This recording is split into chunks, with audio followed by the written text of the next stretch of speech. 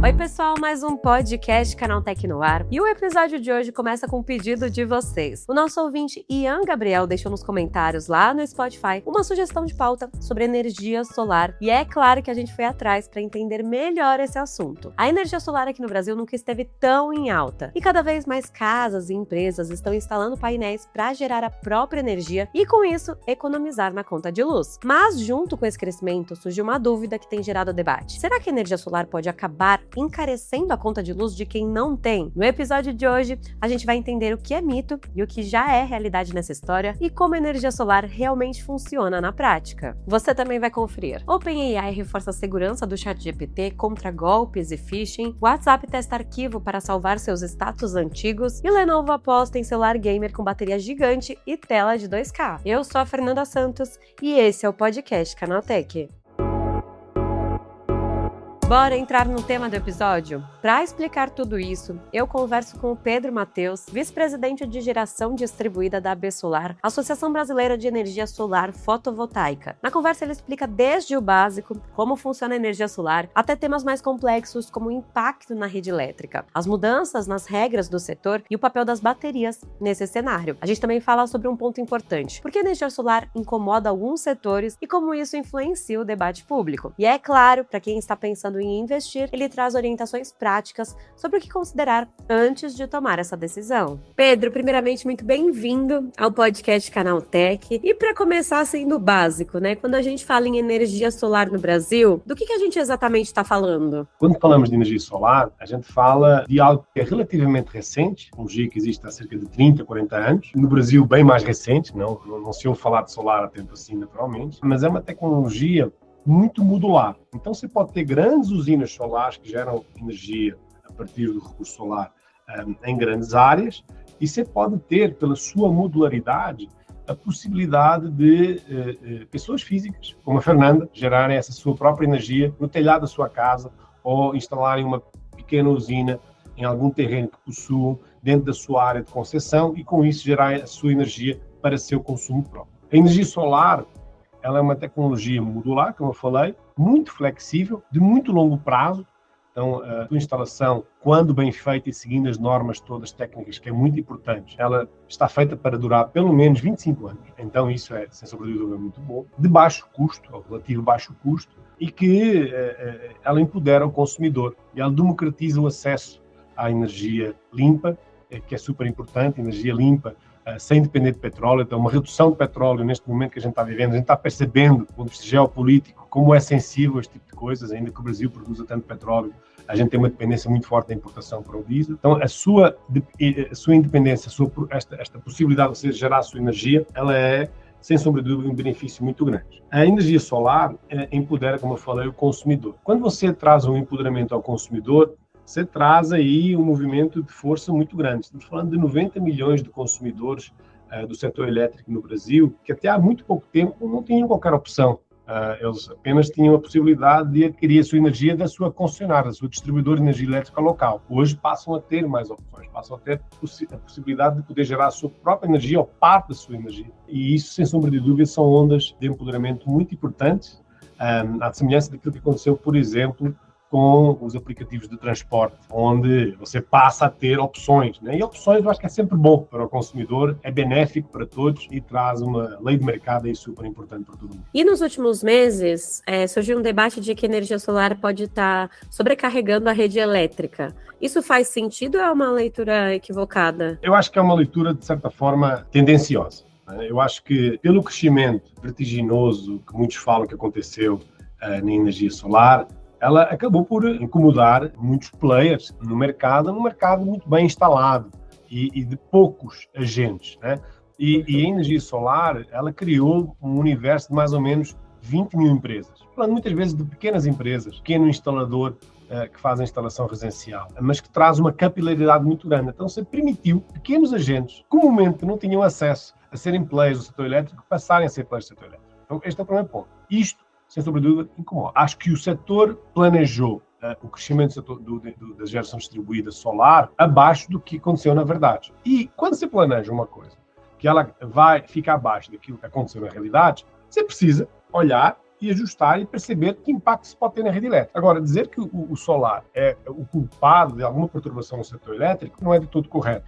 A dizer que o solar é o culpado, a geração distribuída é o culpado do curtailment, não é de todo correto. Existem, por exemplo, problemas gargalos de transporte de energia e existem também um tema de deslocamento de carga, ou seja, o solar, o pico de geração solar, ela acontece quando existe também um pico muito elevado de consumo hoje em dia no Brasil, que é ali entre o meio-dia e as 2 da tarde. Né? E é exatamente nesse momento que a geração distribuída, por exemplo, está gerando a sua maior volume de energia. Né? O tema que se fala aqui é, e quando anoitece? O que acontece? Quando anoitece é um tema técnico que vários países já conseguiram resolver, onde você pode perfeitamente criar agora incentivos para acompanhar esta onda tecnológica de armazenamento de energia.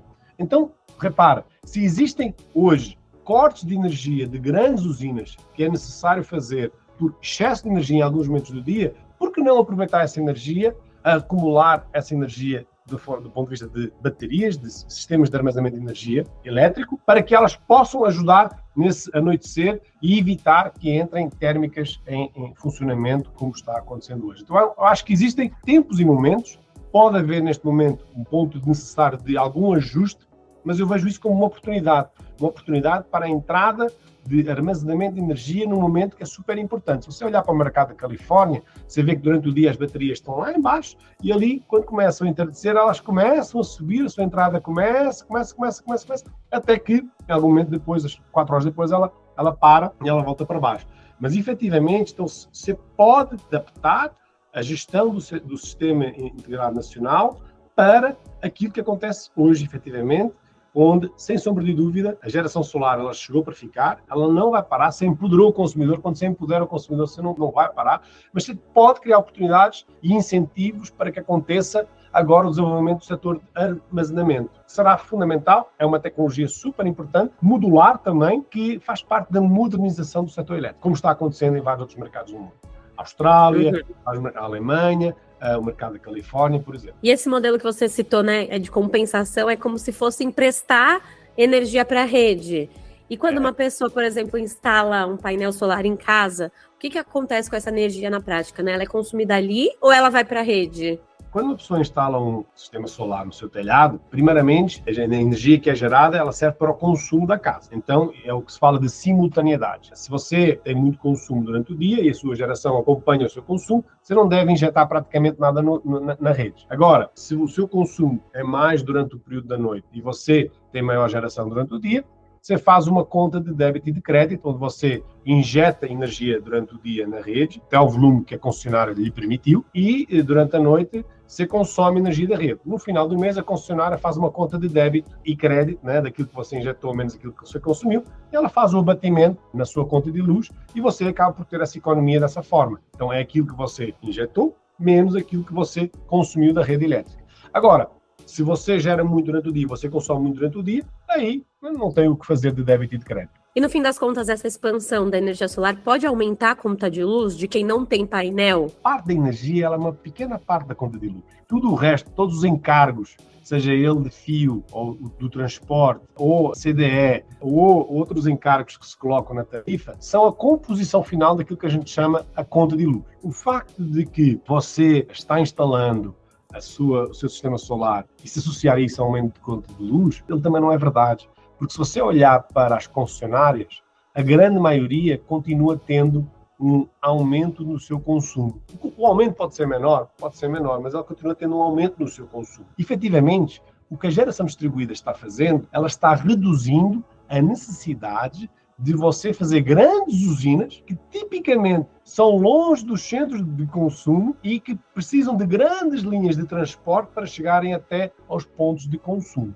Então, a geração distribuída, o que ela pode fazer é que o crescimento, do ponto de vista de consumo, ele não acompanha os ritmos que vinha acompanhando antes da sua existência. Mas, repare, se a gente olhar para os dados das concessionárias, o consumo residencial e comercial continua aumentando. Então, não é por aí que a conta de luz está aumentando.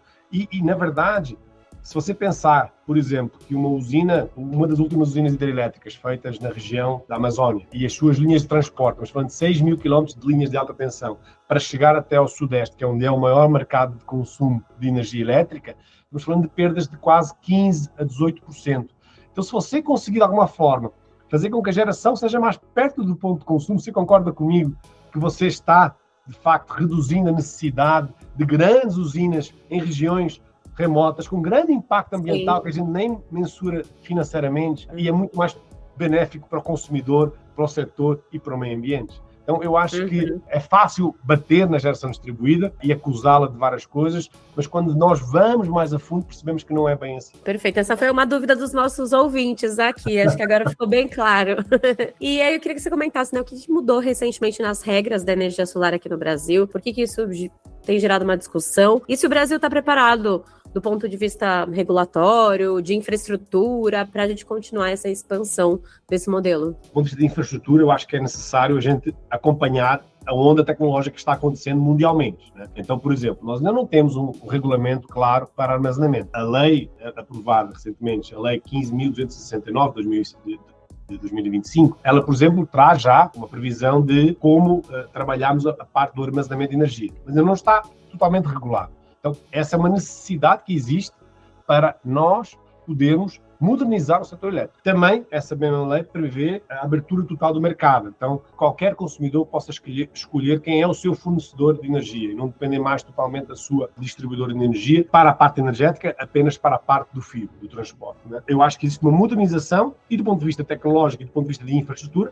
temos que acompanhar aquilo que está acontecendo aqui no Brasil e ao nível mundial. Tá? Eu acho que, do ponto de vista regulatório, existe muita coisa ainda a fazer, porque, por exemplo, esta lei que eu estou falando, ela traz várias previsões, mas precisa fundar e trazer regulamentação clara para que os investidores possam atuar, né? Acho que é muito importante também, todas estas mudanças, pelo menos aquilo que a gente tem acompanhado, que se mantenha a segurança jurídica dos projetos já existentes, porque senão aí você começa a trazer uma incerteza muito grande para o setor elétrico e os investidores acabam por fugir, de alguma forma, e ter receio de fazer, e você precisa de capital privado, muitas vezes, para fazer acontecer estes projetos, seja eles de armazenamento, seja eles de geração distribuída, seja eles de...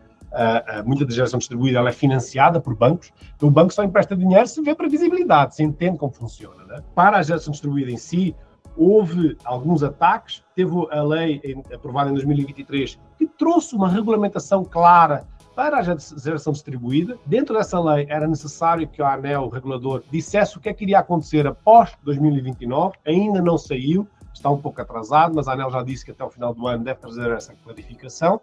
Eu acho que 2026 e 2027 vão ser anos onde iremos ter alguma discussão para algumas regras que serão importantes para a transformação, o desenvolvimento da infraestrutura e a modernização do setor elétrico no Brasil. E muita gente fala também, né, que o próximo passo da energia solar são as baterias. Por que o armazenamento virou uma peça-chave assim, nesse cenário? A tecnologia evoluiu bastante, né? Os carros elétricos também era algo que você não ouvia falar e agora você vê aí por todo lugar, né? Eu não sei se você já dirigiu, recomendo que você dirija um, porque é muito confortável e é muito legal. Agora, o que aconteceu? As baterias, elas foram se desenvolvendo. Porque o motor elétrico, por exemplo, nos carros elétricos, ele existe desde Nikola Tesla, lá em 1870, né? Mas, se a gente pensar aqui nas baterias, elas são um ponto fundamental. Então, o seu custo caiu bastante e o seu tamanho também reduziu bastante. Tem vindo a reduzir. Com isso, você pode fazer algo que é muito importante, porque aqui no Brasil, as baterias que existiam naturais eram as grandes hidrelétricas. Você já não consegue fazer grandes hidrelétricas como havia antigamente. Então, você passa a ter a possibilidade, do ponto de vista tecnológico, de ter grandes sistemas de baterias que ocupam um espaço reduzido, são modulares, e para que você possa, de facto, seja na sua residência, ou junto à subestação, ou em algum outro lugar, passar a fazer armazenamento de energia. Ora, se hoje a gente fala que existe, em alguns períodos do dia, excesso de energia em algumas regiões, especialmente nas regiões do Nordeste, porque tem mais geração do que consumo naquela região, e se nós começarmos a fazer armazenamento naquela região, para que depois, no período da noite, ou no início da noite, a gente possa injetar, porque é quando existe menos geração e estamos acionando térmicas a um preço muito elevado. Por que não fazer isso? Por que não? Não sei se você fica aqui em São Paulo, mas e se você na sua casa aqui em São Paulo puder instalar uma pequena bateria e em algum apagão que possa acontecer, porque os eventos climáticos vão acontecer cada vez mais frequentes, você possa ter o seu sistema solar junto com a sua bateria e aí você, quando a concessionária tiver um desligamento, você tem automaticamente ali a sua bateria funcionando e a sua casa funcionando perfeitamente, sem o transtorno que tem acontecido no ano passado. Então, eu acho que por isso que a bateria, pela sua modularidade, pode ser do tamanho da casa até o tamanho de uma subestação, ela pode ter um papel fundamental na estabilidade da rede, no armazenamento da energia, na injeção de energia em períodos críticos, sem acionamento de térmicas e sem a dependência de petróleo. Acho que é algo que é cada vez mais importante neste momento que a gente está vivendo. Além de que ela traz outros serviços, que a gente chama de serviços anciliares para a rede elétrica, que são muito importantes para a sua estabilidade. E para quem está pensando hoje, né, em investir em energia solar, é um bom momento? Existe algum cuidado diferente que ela tem que tomar hoje do que era antigamente, né? Se a gente olhar para o sistema residencial, a pessoa deve olhar sempre para o seu consumo e avaliar dentro do seu consumo qual que seria o tamanho ideal do meu sistema. E aí ela pode fazer o investimento, começando por aí, entendendo consumo versus geração potencial. Depois, ela deve olhar para a simultaneidade, então entender se o seu consumo é mais durante o dia ou mais durante a noite. E, por exemplo, se ela tem um consumo mais durante a noite, ela deve começar a ponderar seriamente a instalação de um pequeno sistema de armazenamento de energia. Porque eu acho que esse é o grande pulo do gato neste momento. Porque imagina se você pode gerar a sua energia durante o dia e à noite você tem a sua bateria que de alguma forma ela está ali suportando o teu consumo ali entre o período das 19 horas e as 22 horas até você ir dormir. Eu acho que é algo bastante significativo e que torna você bastante independente. Além disso, é um sistema de backup, quase um no-break, muito mais durável, permite que em sistemas críticos, como aqueles que a gente vive frequentemente aqui em São Paulo, possa você continuar com a sua energia em casa, de forma tranquila, sem problemas a maior e sem o transtorno todo que tivemos, por exemplo, em alguns eventos do ano passado. Então, acho que isso é algo que os ouvintes do canal deveriam ponderar seriamente, que é o sistema solar, em conjunto com o sistema de armazenamento de pequena dimensão dentro da sua residência, ou até pensar no seu apartamento. Por exemplo, na cidade do Cabo, na África do Sul, onde tem muitos apagões programados, é normal a pessoa ter na sua casa um pequeno inversor híbrido e uma bateria no sistema de armazenamento, porque aí ele está pronto, ele não gera a sua própria energia, mas ele enche a bateria com a energia da rede e no período em que há o apagão, ele está gerando a sua energia, está puxando a sua energia a partir da bateria. Ai, perfeito, Pedro. Acho que deu para a gente entender bem melhor esse cenário, o que é mito, o que é realidade, e acho que principalmente o que muda na prática para quem está ouvindo a gente. Quero te agradecer pela sua participação, acho que foi super esclarecedor você trazer esse olhar e ajudar a gente a traduzir de uma forma tão simples um tema tão importante. Fica o convite para você voltar, porque tem muita coisa para a gente conversar ainda. Fica à disposição, eu e a Bessolar estamos à disposição. Obrigado, tá, Fernanda? Foi um prazer.